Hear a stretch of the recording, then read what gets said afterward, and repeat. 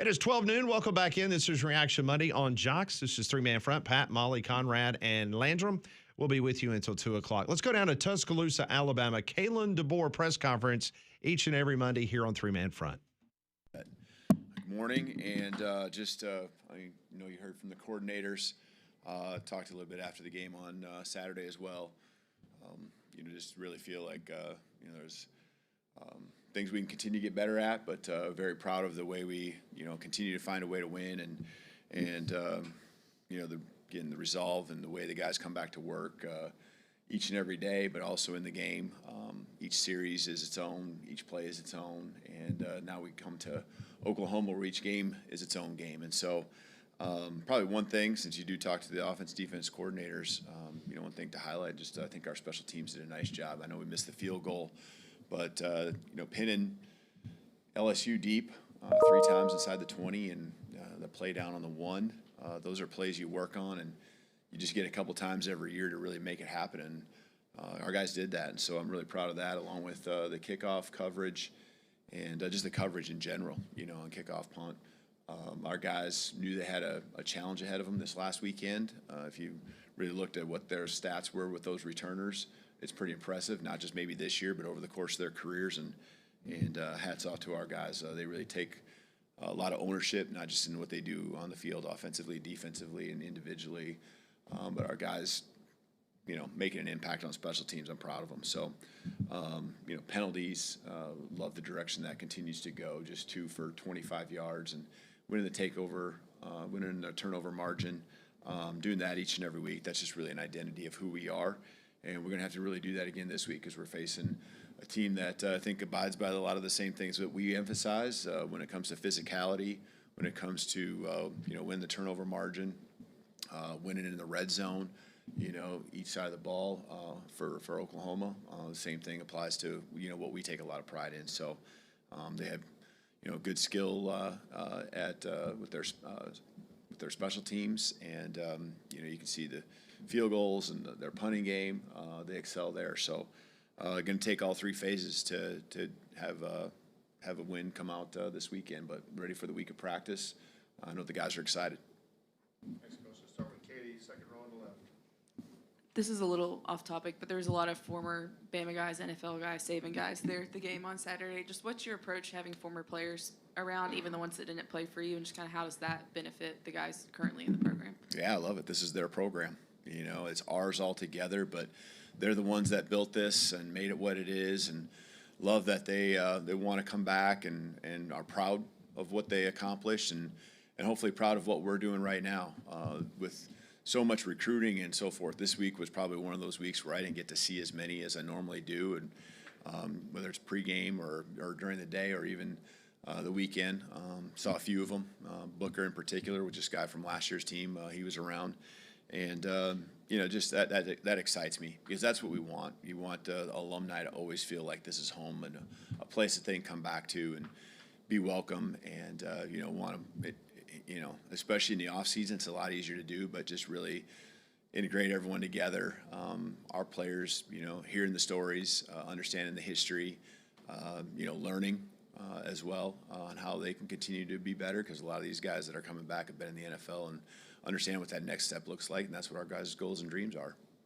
Jump to Nick on the front right. Yeah, right now the offense has the fewest turnovers per game in the SEC, and the defense has the most takeaways per game in the SEC. Have you ever had a team like that, and what's been the key to having those two at the same time? Yeah, it's emphasis. We talk about what our identity is, and what you just heard from me, and the things that I think are important are what our team heard Sunday. When we got in the team room and reviewed what went well, where we got to improve. But we talk about that. It doesn't happen by accident. We're working on ball security drills. We're working on stripping the ball, knocking it out. Nakai's punch on the ball was phenomenal. We made sure we highlighted that, not just what he's doing as a player, but that specific play, and emphasize even the one that we didn't get earlier. I believe it was the first drive of the game. And so, you keep doing those things. You play the percentages. I brought up the Missouri game where a couple didn't fall our way, but in the end we got some interceptions. to finish out in the fourth quarter. And we're just talking about those plays, and it goes back to, defensively, make the offense snap it again. The Tennessee game and the interception for a touchdown, the play at the end of the game against South Carolina. Our guys believe, and they know if they give the effort and practice and work on those skills, protecting the ball as an offensive player, going after it defensively, and have that mindset and attacking. The habits or the habits that we have will lead to plays being made, and you create your own breaks. Let's go to Chase, far left. I know the coaching mentality tends to be this is this year and last year was last year, but is along with that, is there any reminder for the players that, hey, this is the team that kind of wrecked things last year goal-wise, or do you leave that to the veterans and the captains to remind players of that? We have a lot of new players on the team, so there are players that didn't experience that. The ones that did certainly better remember and understand that, more importantly, that you're facing a really good program that, obviously we went to their place and got beat up pretty good last year, and that's who's coming to town this week. And so, Coach Venables done an amazing job instilling a culture there. And, we know got a team that is coming here hungry. They're in the hunt for a lot of different things as far as reaching their goals. But, for us, we do then try to make sure that we always are focused on really this team being, what we're centered on and us improving. And that's the focus is, again, how did we get to this point this year to where we've had the success? What's it going to take to be our best on Saturday? And so again, you try to hone in on that, but you can't help but remember, the past. And those questions that you asked just now were also asked, a few weeks ago when we played Vanderbilt and so forth. And so, our guys, should remember that because our experiences help us be better the next time around. Go back middle, Alex. I believe you had a question. Two unrelated questions. One, what can you tell us about Cam Dewberry, his injury, and his status this week? And then the relationship with Dave Roberts. Can you kind of tell us where that started and how that formed? Yeah, I expect Cam to be ready to go. He got dinged up a little bit in the game, but he's looking good. He might be early in the week, held up some, but should be fine as the week goes on, as far as what I see right now and hear as well. So with Dave Roberts, just a couple years ago, got a chance to go watch a Dodgers game with Alexis, my daughter. She's softball, and so baseball, that piece right there, it was just fun to go there and watch a game and got to spend some time with him, in the clubhouse afterwards. And I was just blown away at, first of all, how much time he gave me in the middle of his season. I know how hard that is as a coach myself. And then we've just stayed in touch. And this summer I went up and saw him play up in Milwaukee. And again, we just stay in touch. I can't help but notice how great of a job he does of bringing these guys together that he manages. They're all such great players, but he finds a way to have a role for each of them, having just such a low ego and enjoying the process of what they're doing and finding ways to win, and the resiliency it took, obviously, the last 2 years in both World Series. It's just amazing, and I think there's a lot of similarities, in our styles maybe. There's probably differences too. It's a different sport, but I got a lot of admiration for how he manages and how he gives his time, and the presence he has when he walks into a room, it just really blows me away, and again, him coming here this last weekend, something that was kind of on the docket, going back quite some time, I think probably a month or two ago, and so I was really looking forward to it, and I think he had, they had a great time watching the game, but we also had a great time, taking a few nuggets to learn from to help us be better as coaches and be better as players.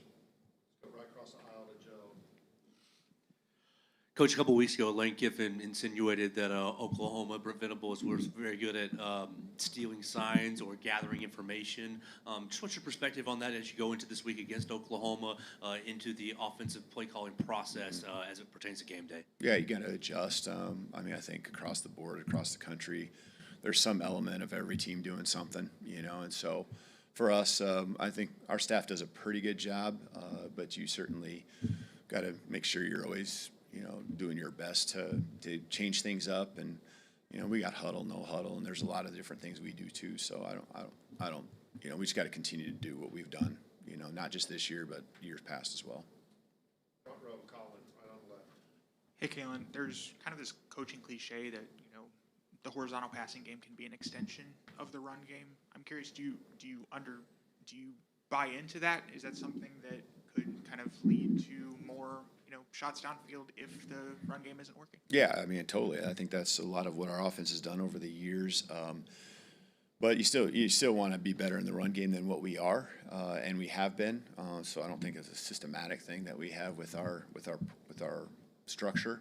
But you want to make a defense have to defend everything from sideline to sideline, and have them be concerned about what you're going to do vertically. And so we can talk forever because I would love to, because I love that part of it, the style and the schematics of it. But you saw in the game the other day. I mean, we had tight ends catching it on perimeter screens off of some runs. Isaiah Horton had some just different things to stretch the defense this way, to open up seams, to be able to run the football, and then the run game opens up the play action, which is now more of the vertical piece, and even your screens and goes and things like that. That's a part of, I think, what most good offenses do. Back left, Theo. Coach, you look at some of the struggles Connor Talty's had, and you obviously went 2 games before this one, the past 2 without attempting a field goal. How has it affected your team's decision-making on 4th down, as far as, maybe going for it in situations, punting it on some of the further, and how do you think that'll play out over the course of the season with regards to having him kick? I actually don't think it's affected me much at all. He kicked a 40+ yard field goals in the game. One got us the early lead, 3-0, and then the one at the end makes it a 2-score game. And that's, I think it was 44 maybe, somewhere in there. The one that they missed, I think the great kickers can overcompensate for maybe the execution of the rest of the snap and the hold not being perfect. And that's going to continue to be the growth. And him, I think the thing that I really like is when he's had maybe one that didn't go well, he's able to respond and come back and make the next one. And there's been some big ones that he's made that have stretched games, and it's been maybe in the last minute, but it's been late. And so, I just think it's just part of the growth. This is really his first year out there, and him being able to respond and just take whatever happened, move it off to the side, and go make the next one because that's what's in front of him. That's what you got to do. And I think we punted probably about as close as we've been all year. Late in the game there, and that's the one that we pinned him deep. But we were just so far out, and it was, I think, a 3rd or 4th and extra pretty long. And so, to me, that really wasn't one that was as hard of a decision. But I really can't say that it's affected, my choices to go. I think we're going to be aggressive. You guys have heard that from me. We're going to play to win at the right times. But, we get down in there. I trust our defense, too. If we don't convert, like we did, early in the game, I trust that our defense will have a great mindset to go out there and go play ball, and it doesn't affect them. You can't put them in bad spots over and over again, but they're gonna bow up and do their job, and we've talked about that a lot in team meetings. Let's finish up with Emily Grace, right in the middle. Coach, you mentioned the process. Coach Grubb mentioned the process. This time of the year, when the noise continues to ramp up, how important is it for your team and even your staff to stay focused on that process, fall in love with the process, not necessarily the dividends of that? Yeah, I think this year, every year's got noise, right? But I think this year it's been so much different types of noise that we've had to deal with that, again, we've become, I think, a pretty good team when it comes to pushing that out and understanding that what's in front of us is all about us and, how we think, how we respond, the work we put in. And so, tomorrow morning, I already told the guys on Sunday, we got a hard reset. We go back to work, and we understand our strengths, we understand our weaknesses, who we are as a team, and we just continue to get better. And so you're exactly right. That process and that weekly process, we need to keep refining individually and as a team what we're doing, evaluating now as we get in the season. What's our practice plan look like? Just the little tweaks, and you learn from years and years and years of coaching, you know, what that should look like, what worked, what didn't work. And then the players, you know, what's the note-taking process look like? What's the rehab process, recovery, and all of that. And so there's so many pieces to it. And then the mental part that you're talking about, where what everyone says doesn't matter. You know, there's still so much football to be played. We have big games, and, you know, none's bigger than the one right in front of us. So I think we'll be pretty locked in. All right, thank you, Coach. Thank you. That is Coach Kalen DeBoer in Tuscaloosa. His comments as the Tide gets ready to host the Oklahoma Sooners coming up on Saturday at Bryant-Denny Stadium. More three-man front on this Reaction Monday on Jocks.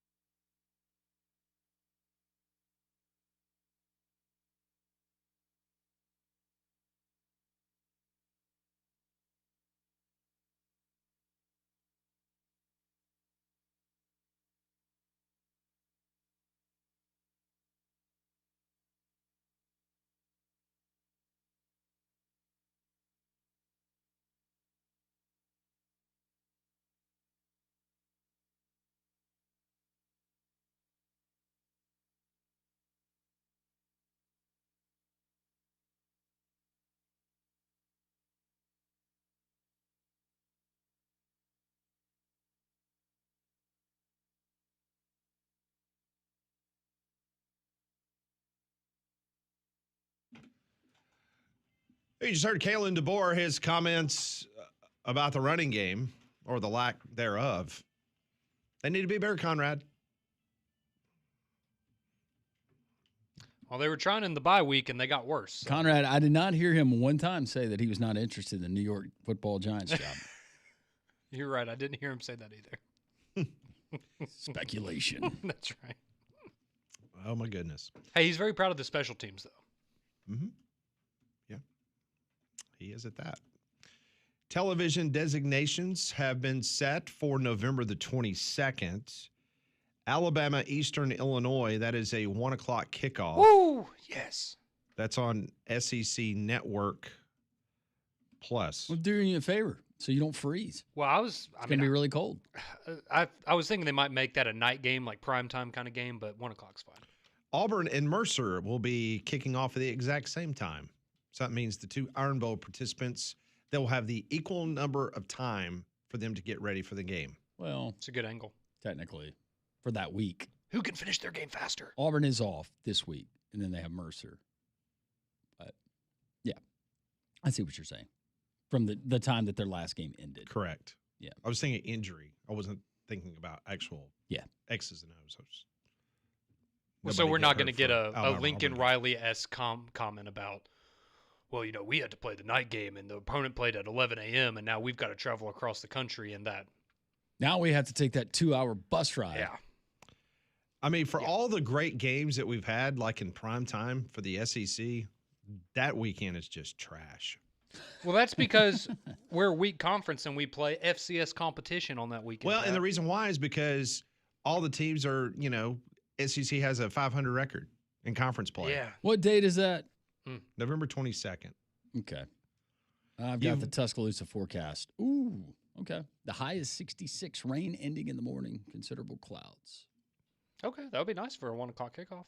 11 a.m. is Mizzou, Oklahoma, which, it looked like originally that would have been maybe a primetime game, right? Yeah, a couple weeks ago looked a little different. At 11 o'clock, you've got Samford, who does not have a coach. They're playing Texas A&M.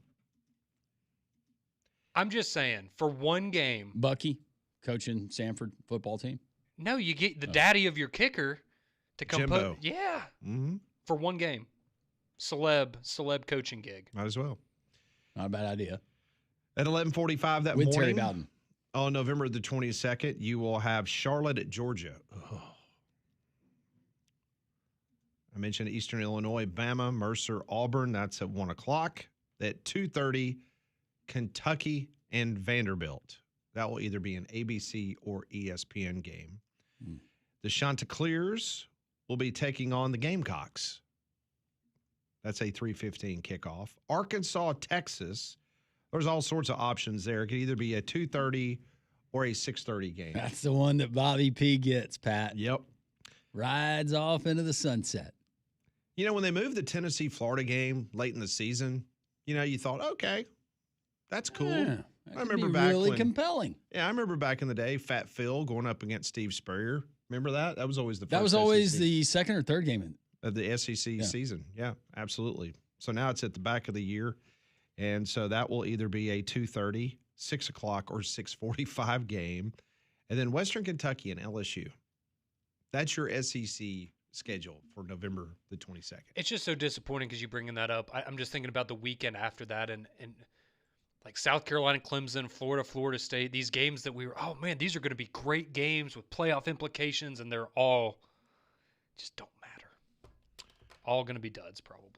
Okay, so it's time to start looking and diving into the SEC tiebreakers. Remember last year how crazy it was? Yeah. Remember that? Yep. Well, you have the potential for more craziness. I'm going to throw out a couple of scenarios for Conrad and his Alabama Crimson Tide. Let's say Bama beats Oklahoma, but you lose to Auburn. Going to need a little help then. But if the rest of the chalk holds, and that chalk, as of right now, according to Vegas folks, would be Texas would be favored against Texas A&M. So keep that in mind because that's in Austin. So Bama beats Oklahoma, but they lose in the Iron Bowl. Rest of the chalk holds includes Texas beating Texas A&M. Georgia is number 1 with a 7-1 record. Above Alabama, Ole Miss, and Texas A&M because you've got a 4-way 7-1 record between Georgia, Alabama, Ole Miss, Texas A&M.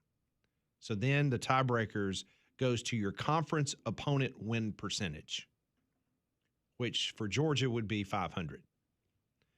Bama would finish number 2.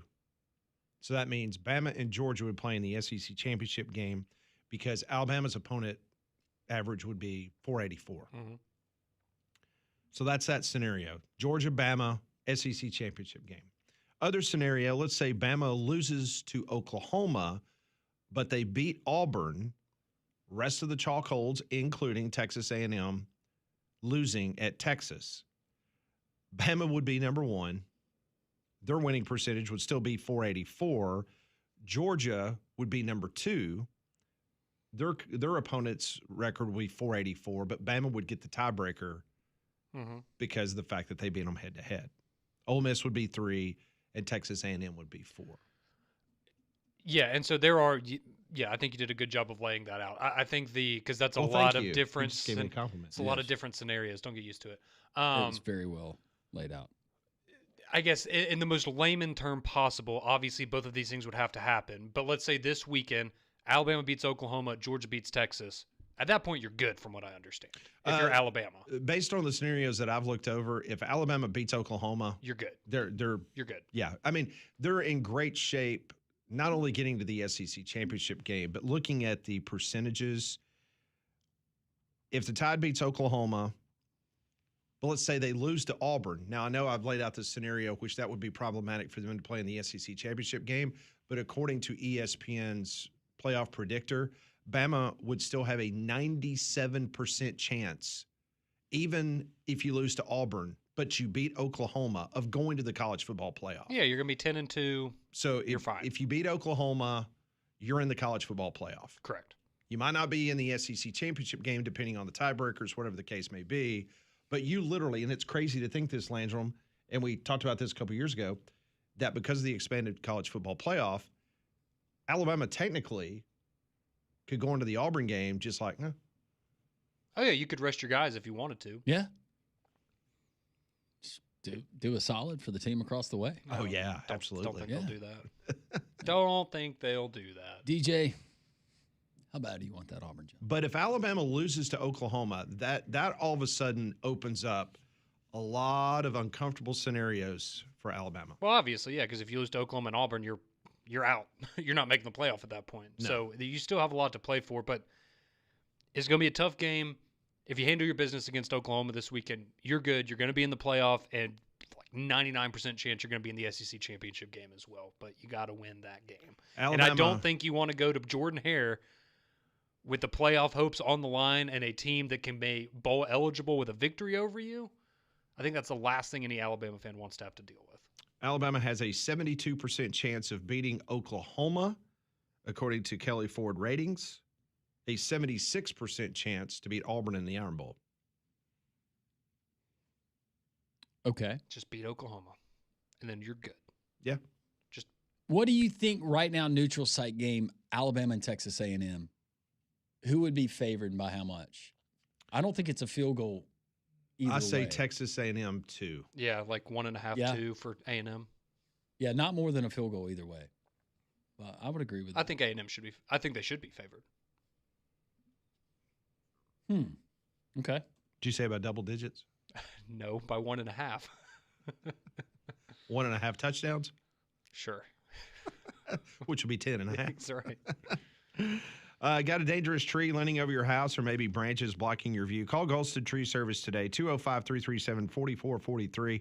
Golston's licensed pros. They handle everything from trimming and pruning to full tree removals, fast, safe, and affordable. Don't wait until that next storm causes damage around your house. Call Golston Tree Service. They also have that 24-hour emergency tree service. So when it comes to your trees, don't risk it. Call Golston Tree Service, 205-337-4443. We continue here on this Reaction Monday. We got phone calls, more texts that we will get to on your home for college football and so much more. Jocks.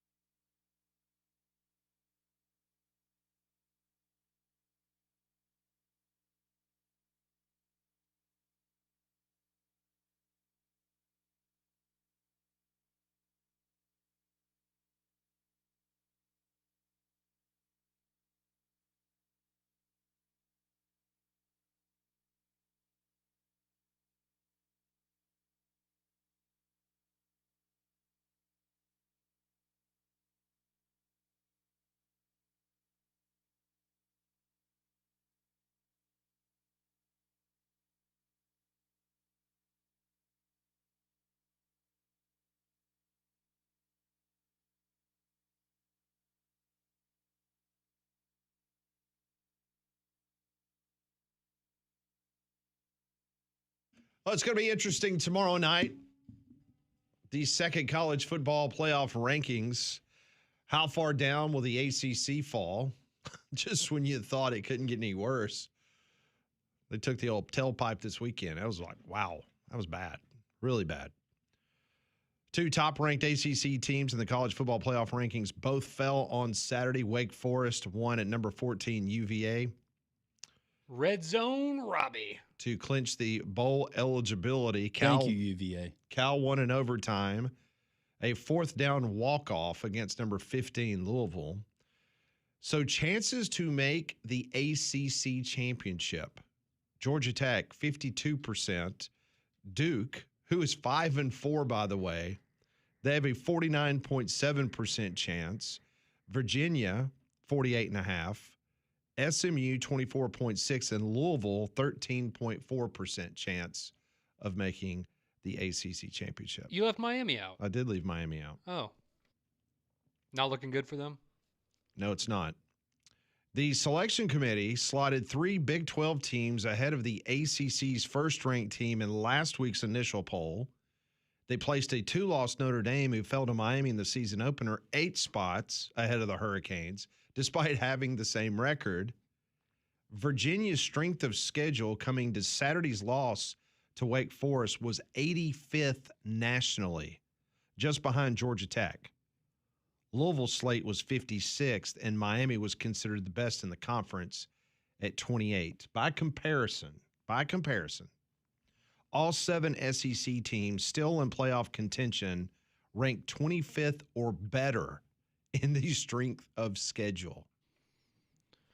I'm just so glad we're not going to have to watch Virginia in a college football playoff because they're having a good season for their standards, but I'm not trying to watch that on a serious competitive field with postseason implications. Do you know how many yards of offense Wake Forest had on Saturday when they beat Virginia? 227. 203. And you lost to an unranked opponent giving up 203 yards of offense. Get that What was their crap time outta of here. possession? Like 50 minutes? It was actually pretty even, 31 minutes to 28 minutes. Okay. Or 32 to 28. Yeah, 207. That's 203. That's how many Wake Forest had. Robbie Ashford had 46 passing yards and beat Virginia. So Clemson beat Florida State 24-10, speaking of the ACC. That's right. The Tigers snap a 6-game Power 4 losing streak at home. Clemson jumped out to an 18-0 lead. So Mike Norvell has now lost 10 of his last 11 ACC games. And put this in perspective. In the past 12 months, UConn coach Jim Mora has more wins over ACC opponents than Mike Norvell does at Florida State. Jim Mora has beaten North Carolina, Boston College, and Duke. Beat Duke this weekend. Well, they had to go 8-4. They don't have to be in the playoff. Just go 8-4. Be a respectable loss. But no. Who's going to be the next No. Florida State head coach? Brian Daboll. Maybe we'll just give it to Gus. Maybe so. Ugh. Not saying that Disappointing. Gus wants to be a head coach again, but their offense at Florida State's got the second best offense, or first best, I think, in the ACC. They've been number 1 for most of the year. I don't know if they fell to number 2, but Let's take a gander. not working for them. Mm-mm. Do you think he would want to coach again? Like in a major program like that? Be a head coach? Mhm. No. Everything I've been told, he just wants to call plays, be left alone. Well, and right now he's like, I'm doing my job. Oh, Florida State's number 1. They're averaging almost 500 yards of offense. And they're 4-6 or 4-5. Georgia Tech has the second best offense in the ACC. So nationally speaking, let's see where this ranks nationally. Florida State's number 3 in the nation in total offense. Come on, All right, FSU Dave. Y'all are letting me down. I'm going to make it easy for John Cohen. You bring in Rhett Lashley from SMU. And Gus calls Gus the is, plays. and see, nothing has changed. Just the titles of, because Gus still called the plays when Rhett Lashley was calling plays. And then you at retain Auburn. Durkin, and you got an all-star coaching staff there. Yep. Wow, the third best offense. And you're not even 500. And you only scored, 10 points against Clemson? And you play in the worst well, that's probably why they're number 3 in offense. Never mind. Probably right. Because they play in the worst conference in college football. And defense. Well, here's the other thing. And in the ACC, Florida State is got the third best defense. So you've got the number one offense and the third best defense in the conference. But what about special teams? Which one do you want to know? I don't know. I'm just thinking there's three phases of the game, and apparently they're falling short in that one. Let's see. Let me see if I can come up with that. Field goals. Florida State's 14th out of 17 teams. Okay. There's one. There's one. Clemson's the only game they've lost that hasn't been a one-possession game. So you're telling me they're close? Yes, Landrum, they have been close. Close will get you fired, Conrad. Just fun. You beat Alabama by 2 touchdowns, but you lose to Stanford. And Like, how does that happen? Here's the other weird part. I mean, Florida State's -2 on the turnover ratio. I mean, that's not like disgustingly bad. No. Boston College and Syracuse -10 in that category. It's just wow.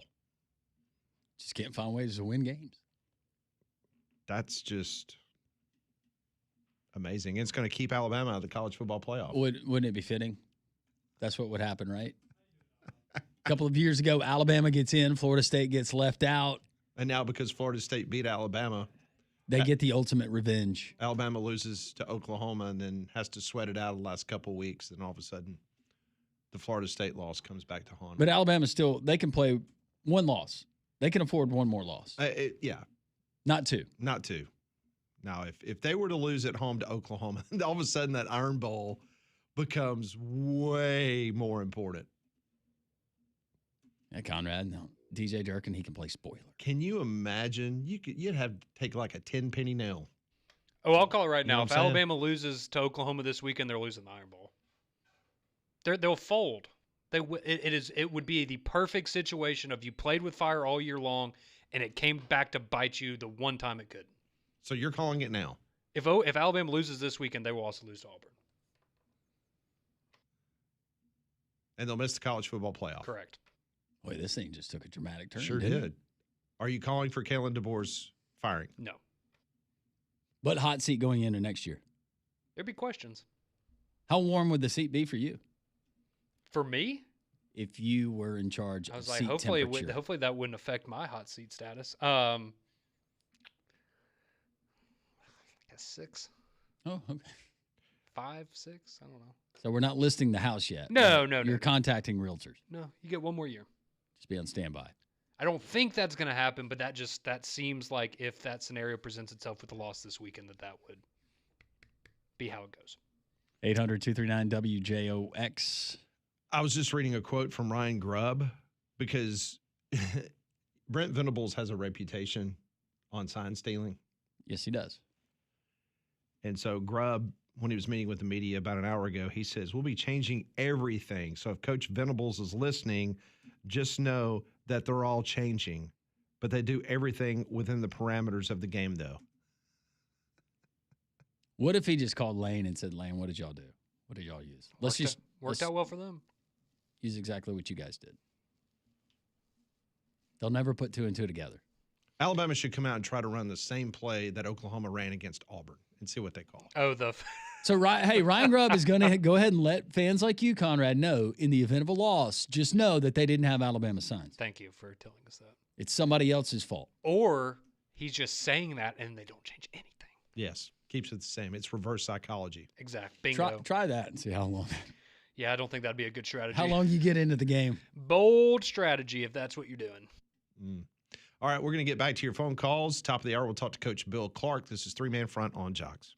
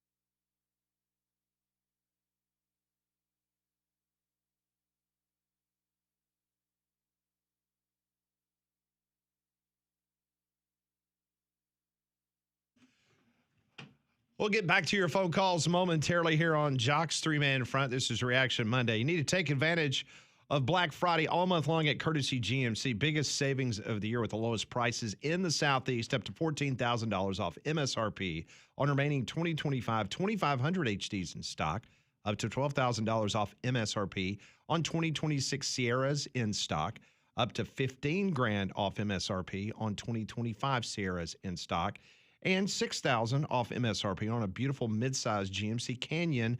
Only 4 Canyons remaining in this deal on them, so you need to get by Courtesy GMC in Trussville off of I-459 exit 32. There's also multiple terrains, and Acadias have hit the ground with huge savings as well. CourtesyBirmingham.com is the website. Phone lines are open, 800-239-WJOX. First, let's go to Don. Hey, Don, how are you? Hey, guys. Happy Monday to you. And Conrad, don't forget now, I got Auburn +7 on our bet for dinner now. Yes, you do, Don. Yeah, what are y'all going to a French restaurant? Where are y'all going?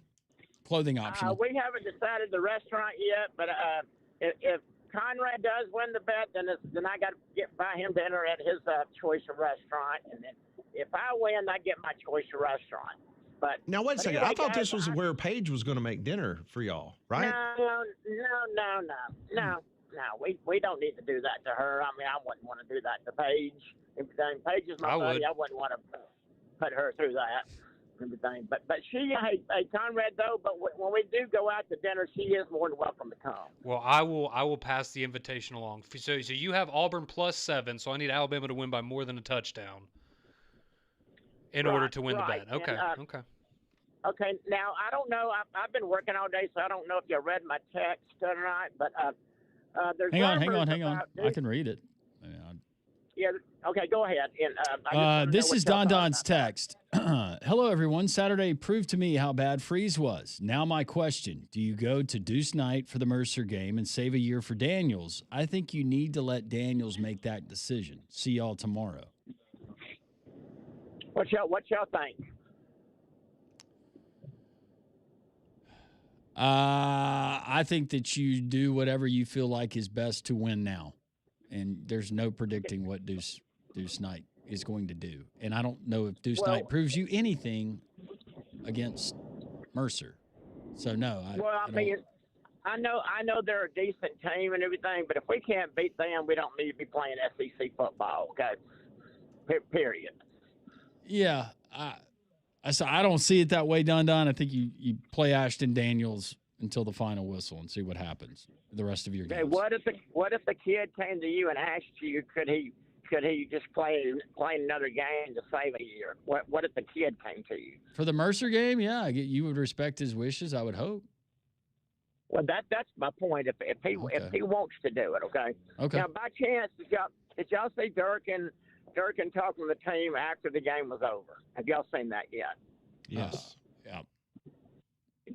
Hey, listen, he can look. I'm not saying he's going to be my football coach and everything, but that man needs to stay at Auburn somehow or another. I mean, that kid, that guy, he's not like Hugh Freeze, guys. He ain't going to blame it on anybody but himself and everything, and I respect that. And isn't it amazing how much better our offense played and everything? And the guy that called about Preston Howard, number 15, he's absolutely right. That kid, God, he's and y'all are right. He either drops a pass or gets a holding penalty. That's absolutely right. Yep. And I don't know if y'all know this or not. Did y'all know we're paying a 65 chaplain $1.3 million this year to play? Did y'all know that? It's like $100,000 per false start penalty this year. According to Hugh Freeze, he needs a miracle here. Yeah, no kidding. I think I wonder how many he's had. It's been a lot. A lot. But guys, thank y'all very much, and we'll see everybody tomorrow. Hopefully we'll have a bigger crowd than we had last week, a little weak last week. But hopefully we're gonna have a good crowd. It's always fun with you guys, and thank y'all so much for letting me be a part of your show, guys. Hey, thanks, Don. We appreciate you. Listen to this quote from Mike Norvell. He's meeting with the media. Oh, I just saw this. So he gives an impassioned 6-minute answer when he was asked for FSU's trajectory as a program. You ready for this? I've won a championship, and we're going to do it again. We're going to do it here. That might piss people off, so be it. they'll be celebrating when we're hoisting a trophy. Fire him today.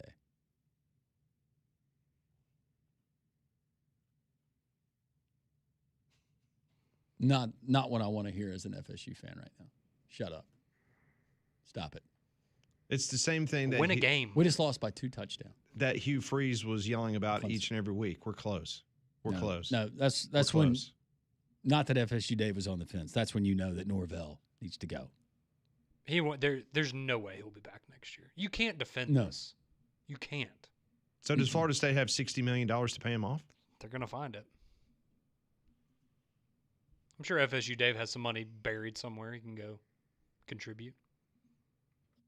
There you go hit up Jimbo. See if he'll loan you There 10, you go. 15 million. So, Jimbo, will you work for free for the next 5 years as our head Yeah. coach? Because we can't Since pay you left things so bad, and when you left for Texas A&M, will you come back, do us a solid, work for free next year? See, I really do wonder, right, if you're Florida State and you go, hey, we'll pay you $1 million a year base salary. We'll throw in some incentives depending on how you perform.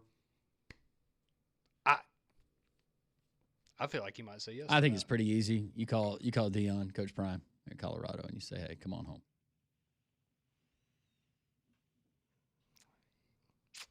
I'd rather have that man coach my football team than Mike Norvell. It would win the press conference, but man, that'd be a hard sell when he's now had his second losing season out of 3. Well, if he wants to do it. Yeah. For a discount or something. I'm just throwing out ideas because No. Mike Norvell cannot be your head coach next year. No. How many? 10 out of his last 11 or 11 out of his last 12 ACC games? 10 out of his he's last lost? 11. In the ACC.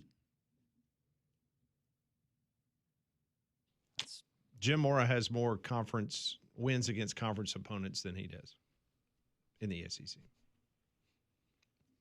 That's the UConn coach for anybody. Yes, the that UConn doesn't know coach, that. that not a member of a conference. Yeah, exactly. That's incredible. Troy, are you in Oklahoma? Oh, yes. At the moment, I'm driving in Texas. I'm a truck driver, but I come home every day. So you guys get me across this panhandle. Well, thanks for working and delivering stuff out there. What's going on? Well, I need Bama to win this week. That's for sure. I'll have to live another year with them making fun of me. But I got a scenario for you. I know you guys were talking about tiebreakers, but this is more of a scenario. Let's say the top 4 teams at the ACC went out. Ole Miss, Georgia, Alabama, Texas A&M. And except for the SEC championship game, let's say A&M beats Bama 31-21, 10-point win. Do you see the committee dropping Alabama below Georgia? Georgia would still just have the one loss? Yeah. I would still think Alabama would be over Georgia, because of their head-to-head, and the fact that they played at Georgia. I agree. As long as the score is not like 41-20 or 38-17, if it's a 10-point or less win, I don't see Bama dropping in the poll. Hey, well, I know this committee is completely different, but if you go back and look at the committee last year, the conference championship games really didn't matter. I think Texas maybe dropped like 1 spot. Yeah, it really didn't matter. As long as Georgia wins, I'm pulling for Georgia the rest of the way. I know it's a tall order for them, too. They've got Texas and Georgia Tech. This year is Georgia Tech. It's just no gimme. So, but as long as Georgia's winning out, I feel really good about Bama even going to the SEC championship. Troy, thank you. Be careful out there. Hopefully Conrad doesn't screw it up for you this year. He's going to go to this one, too. Yeah. But he will be in work clothes. Not the blue jean shorts and the tank top he wore out there. Undefeated in the press box. And you're not going to Eastern Illinois, though, right? No, I'm not. Coach Bill Clark joins us next.